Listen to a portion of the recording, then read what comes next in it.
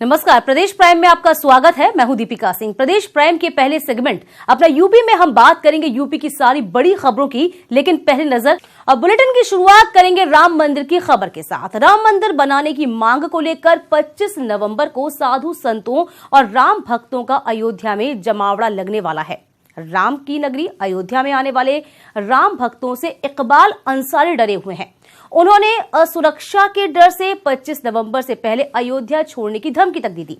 उनका कहना है कि अगर इतने लोग इकट्ठे होंगे तो हो सकता है यहां कुछ भी हो जाए। जबकि डिप्टी सीएम केशव प्रसाद मौर्य ने सुरक्षा का भरोसा दिलाया है। उन्होंने कहा है किसी को देश और प्रदेश छोड़ने की जरूरत नहीं पड़ेगी।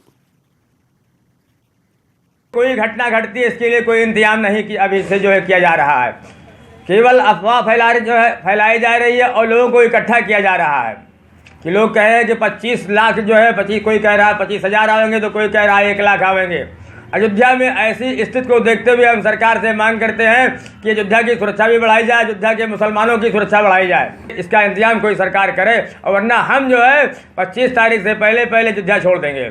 उन्होंने कहा कानून व्यवस्था अगर सुरक्षा नहीं दी जाए तो हम अयोध्या छोड़ सकते हैं।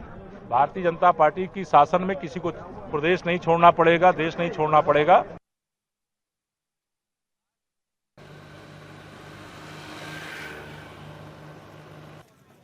तो आपको बता दें कि इकबाल अंसारी के बयान पर बवाल मच रहा है। बड़ी बात यह है कि 25 नवंबर को साधु संत राम भक्तों का अयोध्या में जमावड़ा लगने वाला है। राम की नगरी अयोध्या में आने वाले जो तमाम राम भक्त हैं, वहीं इकबाल अंसारी ने यह बात कही है। उन्होंने कहा है कि किसी तरह की व्यवस्था यहां पर नहीं की गई है। कितनी संख्या में साधु संत इकट्ठे होंगे ये भी नहीं पता है। असुरक्षा की भावना उन्होंने जाहिर की है। 25 नवंबर से पहले अयोध्या छोड़ने तक की बात उन्होंने कही है और साफ तौर पर उनका कहना है कि इतने लोग यहां इकट्ठे होंगे तो यहां कुछ भी हो सकता है। जबकि डिप्टी सीएम केशव प्रसाद मौर्य ने सुरक्षा का भरोसा जरूर दिलाया है। उन्होंने कहा है किसी को देश और प्रदेश छोड़ने की जरूरत नहीं पड़ेगी। और इस पूरी खबर पर हमारे साथ एग्जीक्यूटिव एडिटर अमिताभ अग्निहोत्री जी जुड़े हुए हैं। अमिताभ जी, क्या कहेंगे? जो इकबाल अंसारी इतने डरे हुए हैं, कह रहे हैं कि सुरक्षा व्यवस्था की कोई बात नहीं कही है, तो इन तमाम बातों का क्या कह सकते हैं कि निचोड़ निकलेगा? क्या बात कहें, क्या कहा जाए? देखिए, मुझे लगता है इकबाल अंसारी साहब ने जो बात कही और उसके बाद उत्तर प्रदेश के पुलिस महानिदेशक ओम प्रकाश सिंह का भी बयान आया। उन्होंने कहा कि भाई किसी को भी डरने की जरूरत नहीं, सबकी हिफाजत की जिम्मेदारी है पुलिस की। मुझे लगता है कि स्थानीय शासन जो है, प्रशासन जो है अयोध्या का, उसको ये देखना चाहिए कि अगर वास्तव में इकबाल अंसारी को कोई सुरक्षा संबंधी कोई कठिनाई है या कोई जोखिम है, कोई थ्रेट परसेप्शन है, तो उसका एक समुचित प्रक्रिया है, उसका पालन करना चाहिए, उनको सुरक्षा मिलनी चाहिए। क्योंकि कोई भी व्यक्ति ये कहे कि हम असुरक्षित हैं या हमको लगता है कि हम खतरे की जद में हैं, तो वहां जिले का जो कप्तान है, जो कलेक्टर है, उसकी जिम्मेदारी है कि उनको सुरक्षा का एहसास कराए, ये सुनिश्चित करे कि वो व्यक्ति अपने को सुरक्षित महसूस करे। वो इकबाल अंसारी है या कोई और भी हो, तब भी सामान्य व्यक्ति भी हो, इकबाल अंसारी साहब तो महत्वपूर्ण व्यक्ति हैं, अयोध्या विवाद के प्रमुख पक्षकार हैं। लेकिन मैं तो कहता हूँ अगर सामान्य व्यक्ति भी है तो भी ये शासन की जिम्मेदारी है कि उसकी सुरक्षा इंश्योर करे। हाँ, ये जरूर है कि ये भी शासन की ही जिम्मेदारी है कि ये बात इसकी पड़ताल की जाए कि क्या वास्तव में सुरक्षा को लेकर वैसा ही खतरा है जैसा कहा जा रहा है। क्योंकि कई बार ऐसा भी होता है, ये अवधारणा का मामला है, परसेप्शन का। कई बार हम परसेप्शन बना लेते हैं कि नहीं, हमको तो हमारी सुरक्षा को खतरा है और वास्तव में शायद उतना बड़ा खतरा नहीं होता। लेकिन हाँ, ये एक बहुत फाइन ट्यून करने की बात है, बहुत मैं कहूँगा बहुत संतुलन साधने की बात होती है, क्योंकि किसी भी व्यक्ति का जीवन बहुत महत्वपूर्ण है। और इकबाल अंसारी साहब तो चर्चित व्यक्ति हैं, बड़े व्यक्ति हैं और एक समुदाय विशेष की भावनाओं को अयोध्या केस में वो लेकर आगे चल रहे हैं, लड़ रहे हैं, मुकदमा लड़ रहे हैं। तो इस नाते उनकी सुरक्षा का अगर कहीं कोई वास्तव में जमीन पर ऐसा लगता है कि खतरा है, तो स्थानीय एडमिनिस्ट्रेशन की जिम्मेदारी है कि उनको सुरक्षा मुहैया कराए, ताकि ही वो सुरक्षित महसूस कर सकें, क्योंकि इससे संदेश अच्छा नहीं जाता। जी बिल्कुल। तो 1992 की हम बात करते हैं। दबी जुबान में हालांकि कहने की जरूर कोशिश की अमिताभ जी की कहीं ना कहीं उनकी सुरक्षा पर सवाल है। अब जिस तरीके से आप कह रहे हैं कि स्थानीय प्रशासन को अब ये देखना होगा और उनकी सुरक्षा की जिम्मेदारी जो है वो तय करनी होगी। बहुत शुक्रिया तमाम जानकारी देने के लिए आपका। तो फिलहाल असुरक्षा के डर की बात इकबाल अंसारी ने कही है। हालांकि डिप्टी सीएम ने जरूर ये कह दिया है कि देश छोड़ने की, प्रदेश छोड़ने की जरूरत ना तो इकबाल अंसारी को है और ना ही प्रदेश के किसी भी व्यक्ति को। चलिए बढ़ेंगे आगे। राम मंदिर के मुद्दे पर एक बार फिर से यूपी के सीएम योगी आदित्यनाथ के कांग्रेस पर निशाना साधा है। धमतरी के कुरुद में बीजेपी के पक्ष में चुनाव प्रचार करने पहुंचे योगी आदित्यनाथ ने कहा कि जो राम का नहीं वो किसी काम का नहीं। योगी ने कहा कि कांग्रेस राम मंदिर निर्माण में बाधक है, इसलिए कांग्रेस को वोट नहीं दें। योगी आदित्यनाथ आज रायगढ़, कोरबा और बिलासपुर में भी बीजेपी के पक्ष में प्रचार करेंगे। दिन पर दुर्भाग्य है, कांग्रेस के पास न नेता है, न नीति है और न नियत ही है। मित्रों, तीनों का अभाव है। कांग्रेस इन तीनों से कंगाल हो चुकी है। कांग्रेस के नेता स्वयं राहुल गांधी के नेतृत्व क्षमता पर उंगली उठाते हैं। जाके प्रिय न राम वेदे ही तजिए ताहि कोटि बैरी सम यद्यपि परम स्नेही। जो राम का नहीं वो हमारे किसी काम का नहीं। जिन्होंने राम जन्मभूमि मंदिर निर्माण के मार्ग में बाधा खड़ी की है, उस कांग्रेस को हम अपना कोई वोट देकर के इसको खराब नहीं करेंगे। 15 वर्षों का ये सराहनीय कार्यकाल डॉक्टर रमन सिंह के नेतृत्व में छत्तीसगढ़ के अंदर और 4.5 वर्षों का शानदार कार्यकाल आदरणीय मोदी जी के नेतृत्व में भारत के अंदर भारतीय जनता पार्टी सरकारों का एक कार्य आज बोल रहा है। और वहीं दूसरे चरण के चुनाव प्रचार के लिए यूपी के मुख्यमंत्री योगी आदित्यनाथ रायगढ़ पहुंचे, जहां मिनी स्टेडियम में उन्होंने आम सभा को संबोधित किया। योगी आदित्यनाथ ने बीजेपी इस दौरान प्रत्याशी रोशनलाल अग्रवाल के लिए वोट की अपील भी की। उन्होंने कहा कि पहले चरण में 70% से ज्यादा मतदान हुआ है। ये इस बात का प्रतीक है कि यहाँ की जनता अपने अधिकारों के लिए इतनी एक्टिव है। योगी ने कांग्रेस पर भी हमला किया और कहा कि कांग्रेस और कुशासन एक दूसरे के प्रतीक है। आजादी के बाद 55 सालों तक देश पर शासन किया, लेकिन देश की समस्याएं कम करने की बजाय उसे बढ़ाने का काम किया। अयोध्या में राम मंदिर निर्माण के साथ साथ शिवसेना ने अब काशी और मथुरा का भी राग छेड़ दिया है। इसके अलावा शिवसेना जनवरी 2019 में प्रयागराज में होने वाले कुंभ मेले की तैयारी भी कर रही है, जिसमें शिवसेना संत समागम कराएगी। 15 जनवरी को होने वाले इस समागम में देश विदेश से आए साधु संत शिरकत करेंगे, जिसमें अयोध्या के साथ साथ काशी और मथुरा को लेकर भी चर्चा की जाएगी। अभी पहली बार प्रयाग में हम लोगों ने तय किया है जनवरी मास में प्रदेश भर के संतों को बुलाकर एक संत समागम करेंगे और सारे संतों के बीच में बैठकर रामलला का जो मंदिर है और हिंदू समाज में और जो भी चीजें तय होनी है, काशी है, मथुरा है। बढ़ेंगे आगे। प्रगतिशील समाजवादी पार्टी के अध्यक्ष शिवपाल यादव ने अपनी पार्टी के संगठन को मजबूत करने में वे जुटे हुए हैं, जिसको लेकर आए दिन सूबे शहरों का लगातार वो दौरा कर रहे हैं। हापुड़ पहुंचे शिवपाल यादव का पार्टी कार्यकर्ताओं ने जबरदस्त स्वागत किया। इस दौरान प्रदेश सरकार पर उन्होंने हमला बोला और कहा कि नामकरण की राजनीति से कुछ नहीं बदलेगा। प्रदेश सरकार कानून व्यवस्था से लेकर हर मुद्दे पर फेल साबित हुई है। वहीं आने वाले वक्त में होने वाले लोकसभा चुनाव को लेकर कहा कि पार्टी एक सीट छोड़कर सभी सीटों पर चुनाव लड़ेगी। देखिए, नाम बदलने से कुछ नहीं होता है। व्यवस्था में अगर परिवर्तन लेकिन ये सरकार व्यवस्था में तो कोई परिवर्तन कर नहीं रही। जैसे सरकार के रहते भ्रष्टाचार बढ़ा, महंगाई बढ़ी, लाइन आर्डर नाम की कोई चीज नहीं है, हत्याएं हो रही है, महिलाओं पर अत्याचार हो रहा है, तो ये सरकार पूरी तरह से फेल है। जहां एक तरफ शिवपाल यादव ने सरकार पर तंज कसा, वहीं एसपी अध्यक्ष अखिलेश यादव ने एक बार फिर से ट्वीट के जरिए सरकार पर तंज कसा है। अखिलेश यादव ने लिखा है कि बंद पड़े हैं सारे काम, बिखरा पड़ा है सामान, तरक्की के रुके हुए हैं रास्ते, बदल रहे हैं बस नाम। तो ट्वीट किया है अखिलेश यादव ने अध्यक्ष एसपी।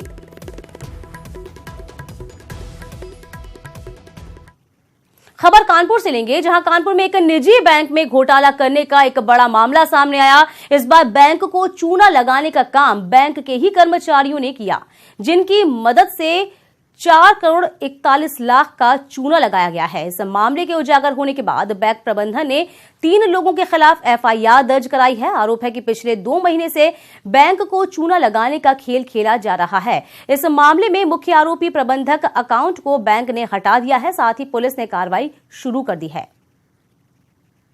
थाना ग्वालटोली में एक इंडसइंड बैंक के ब्रांच मैनेजर और उनके कैशियर के विरुद्ध 4.5 करोड़ को गलत तरीके से नियम के विरुद्ध जाकर के साइफन ऑफ करने का मामला प्रकाश में आया है। इस पर एक एफआईआर पंजीकृत की गई है, उसमें विवेचना की जा रही है और जैसी विवेचना से तथ्य सामने आएंगे उसके अनुरूप कार्रवाई की जाएगी। धन्यवाद। और वहीं गाजियाबाद के साहिबाबाद इलाके में दिन दहाड़े 5 बदमाशों ने डकैती की वारदात को अंजाम दिया। यहां बदमाशों ने प्रेम ज्वेलर्स नाम की एक दुकान से करीब 2 करोड़ की लूट की है। बंदूक के बल पर हुई लूट के बाद इलाके में हड़कंप मचा हुआ है। साथ ही आला अधिकारी भी मौके पर पहुंचकर मामले की तफ्तीश में जुटे हैं। इसी के साथ पुलिस भी बदमाशों की तलाश में लग गई है।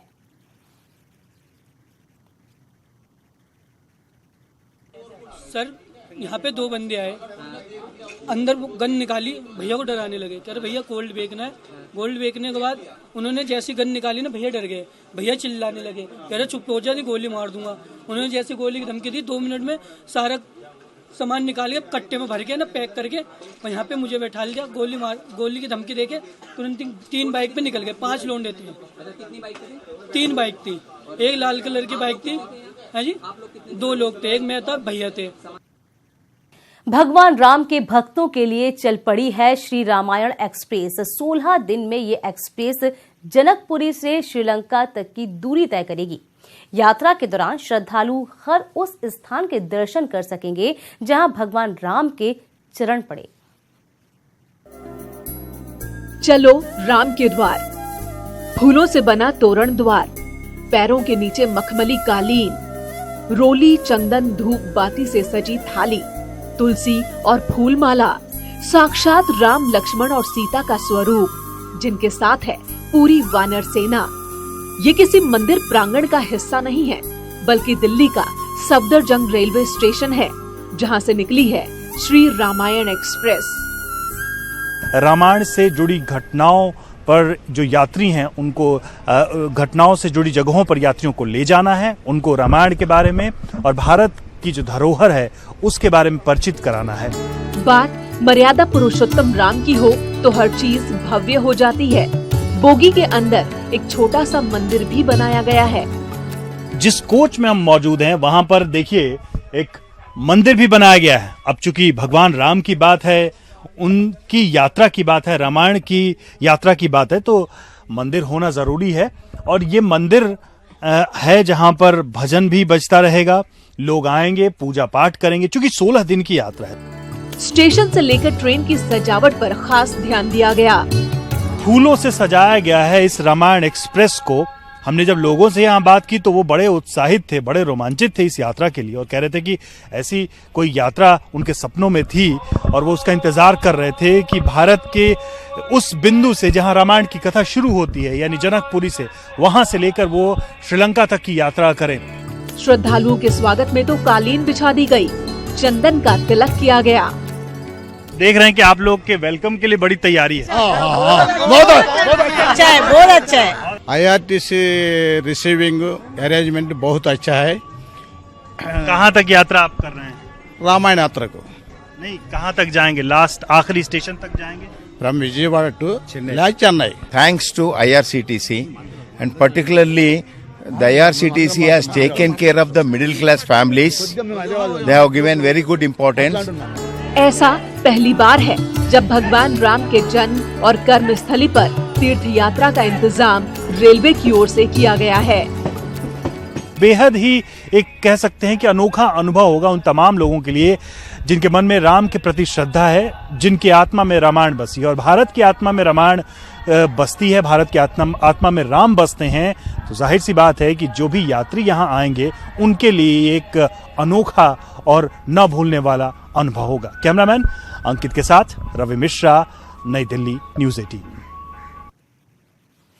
तो एक और जहां श्री रामायण एक्सप्रेस का आगाज हो गया है, तो वहीं अयोध्या में अब ऐसा रेलवे स्टेशन बनाने की कवायद शुरू हुई है जहां पहुंचने के बाद आपको धर्म नगरी जैसा एहसास होगा।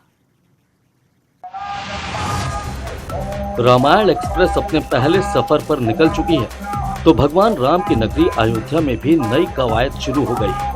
और ये कवायद है अयोध्या रेलवे स्टेशन की तस्वीर बदलने की, जिसके तहत सांसद लल्लू सिंह और मेयर ऋषिकेश उपाध्याय ने रेलवे स्टेशन के विस्तारीकरण के काम का भूमि पूजन किया। 107 करोड़ की लागत से अयोध्या रेलवे स्टेशन का कायाकल्प होगा। स्टेशन को मंदिर का आकार दिया जाएगा, जिससे जो भी श्रद्धालु यहाँ पहुँचेंगे उन्हें यहाँ पहुँचते ही धर्म नगरी में होने का एहसास होगा। अयोध्या स्टेशन का जहां आवश्यकता होगी पुनर्निर्माण भी होगा, जहां आवश्यकता होगी वहां पर उसको नवीन किया जाएगा। और कुल मिलाकर के उद्देश्य है कि आज दुनिया का सुंदर स्टेशन बने। अयोध्या आने वाले श्रद्धालु स्टेशन पर जब उतरे तो स्वाभाविक राम रूप से उनका मन राममय हो जाए, यही अपेक्षा और इच्छा है। अयोध्या रेलवे स्टेशन का विस्तारीकरण 2 चरण में होगा। पहले चरण में नया स्टेशन बनाया जाएगा, नई बिल्डिंग बनाई जाएगी, मेले के वक्त सुविधाएं बढ़ेंगी, अतिरिक्त जगह का इंतजाम किया जाएगा, प्लेटफॉर्म के फर्श नई बनाई जाएगी, प्लेटफॉर्म के ऊपर नई छत बनाई जाएगी, गाड़ियों के लिए पार्किंग का इंतजाम होगा। वहीं दूसरे चरण में पश्चिम दिशा में नया एंट्री गेट बनेगा। आधुनिक सुविधा वाले 2 ब्रिज बनाए जाएंगे। स्टेशन बिल्डिंग का दूसरा एंट्री गेट बनेगा। सभी प्लेटफॉर्म पर नई छत बनाई जाएंगी।